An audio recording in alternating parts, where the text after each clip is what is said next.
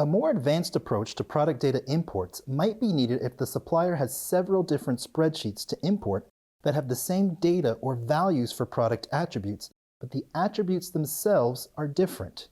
For example, if the first spreadsheet has an attribute called packed quantity with a value of 3 for a product and another spreadsheet with an attribute called quantity per pack with the same value of 3 for the same product, then both attributes can be mapped to one PDX attribute so that the information or updates come from either spreadsheet.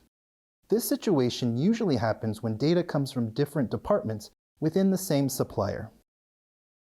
If the duplicate attribute is not mapped on import to the existing attribute, the supplier will end up with two attributes that represent the same data values.